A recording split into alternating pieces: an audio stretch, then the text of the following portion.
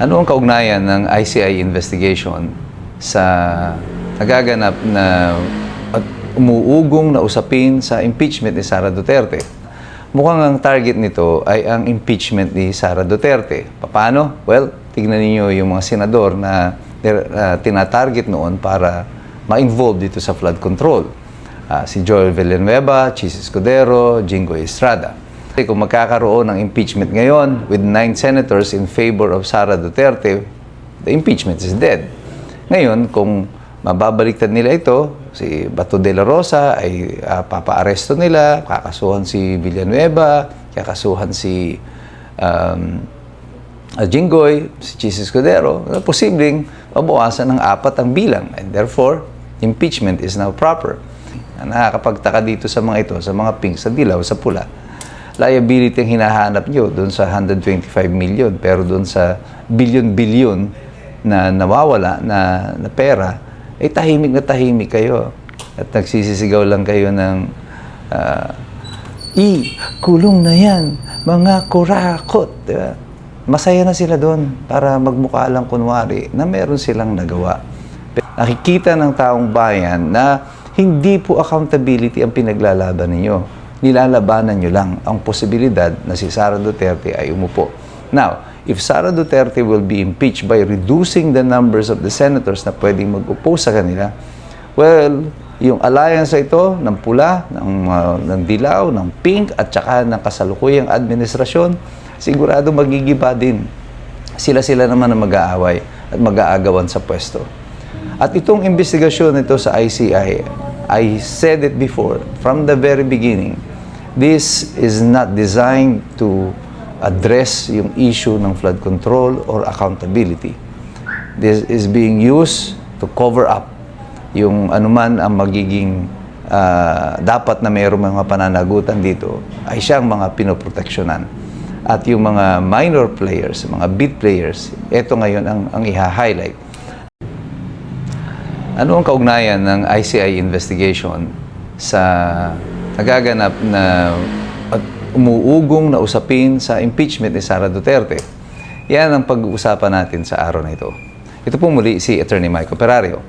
Noon pa man, sinabi ko na, bago pa man na-create yung ICI, na nag-iimbestiga pa lamang sila tungkol dito sa mga flood control, pagkatapos na si Ping Lacson ay mag-assume ng leadership ng Senate Blue Ribbon Committee, sinabi ko na mukhang ang target nito ay ang impeachment ni Sara Duterte. Paano? Well, tignan niyo yung mga senador na tinatarget noon para ma-involve dito sa flood control. Si Joel Villanueva, Chis Escudero, Jinggoy Estrada. At eventually, ngayon, pagkatapos ng di umano ay investigasyon ng ICI, ito na nga yung lumalabas ng mga pangalan, nakakasuhan din daw nila.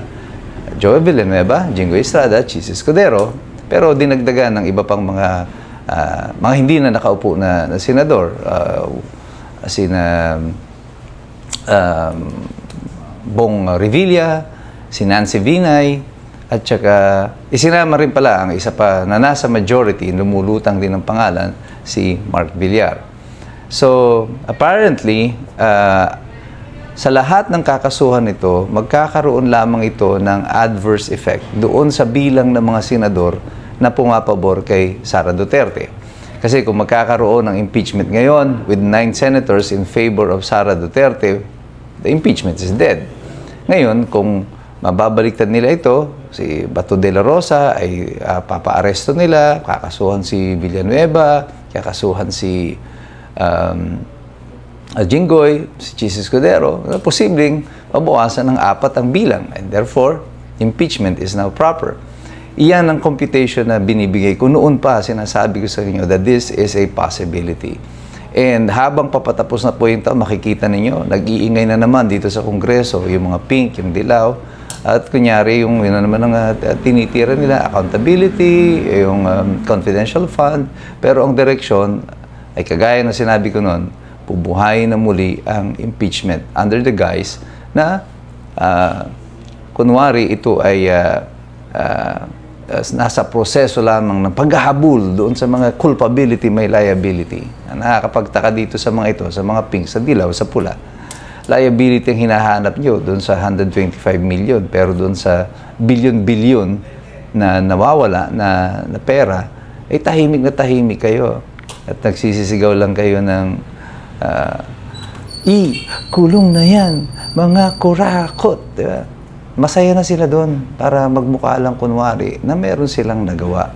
Pero sa totoo, hindi naman nila mapangalanan. Sino yung mga kurakot na sinasabi nyo? Si Romualdez nga, hindi nyo mabanggit yung pangalan eh. Di ba? Lalo na si Bongbong Marcos. So, nasaan yung pananagutan na sinisigaw ninyo? Wala. Pakiramdam lang nila, ang taong bayan, hindi nyo alam kung ano nangyayari. Akala nila, we will all be fooled ng mga theatrics na ganito. Na kunyari, merong call for accountability. There is none. Itong dahilan kaya wala nang naniniwala sa inyo dito sa Dilaw, sa Pink, very limited na yung kanilang base kasi yung hypocrisy is very evident at very manifest sa kanila sa sitwasyon na ito. Nakikita ng taong bayan na hindi po accountability ang pinaglalaban ninyo. Nilalabanan nyo lang ang posibilidad na si Sara Duterte ay umupo.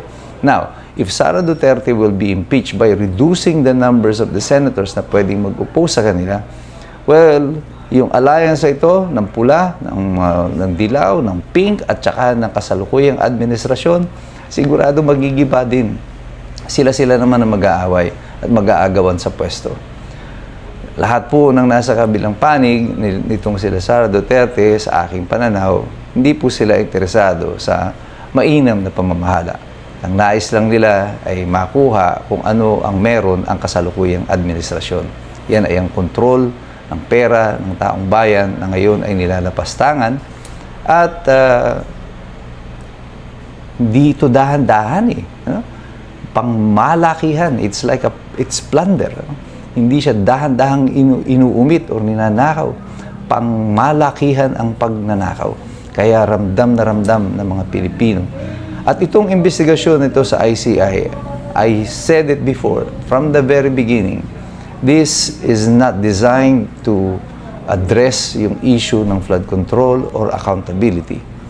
This is being used to cover up yung anuman ang magiging dapat na mayroong mga pananagutan dito ay siyang mga pinoproteksyonan. At yung mga minor players, mga bid players, ito ngayon ang i-highlight.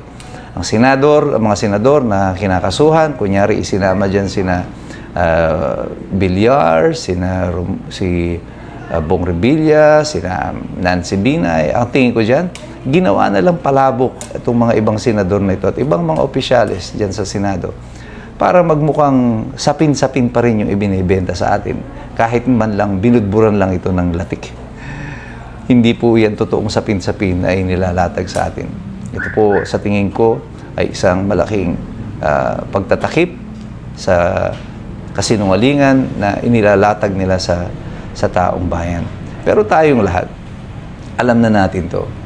We called it from the start that this is what's gonna happen. Sinabi ko na po na ito ang mangyayari dito sa ICI investigation na to.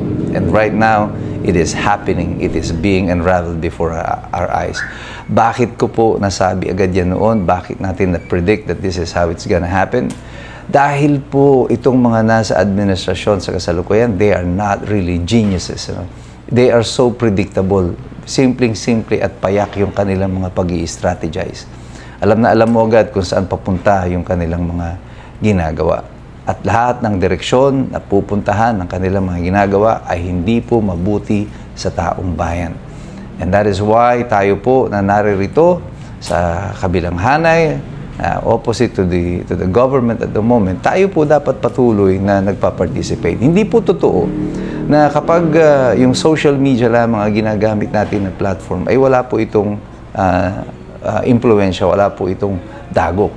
All over the world, the social media influence on policy making has been made manifest. Dito lang sa Pilipinas bakit ba nagdeklararo ng presidente, sinabi niya yung mga kasamahan niya, mahiya naman kayo. Wala pa namang mga kaso na naisampa nun, wala pang rallying nagaganap, puro baha pa lang. It's because of the influence of social media. People are now gathering through social media. Kaya tayo pong lahat, we participate in all of the discussions. Mag-engage po tayo sa lahat ng diskurso na nakakaapekto sa ating bayang Pilipinas. Sa pamamagitan po niyan ay nagkakaroon tayo ng salita, ng say sa mga pulisiya na inimplementa at dapat baguhin sa ating lipunan. Pero sa ating pakikialam na yan, dapat po patuloy tayong nagsisipag-aral sapagkat mahirap makialam ang taong walang alam. God bless you, God bless us all. Mabuhay ang Republika ng Pilipinas.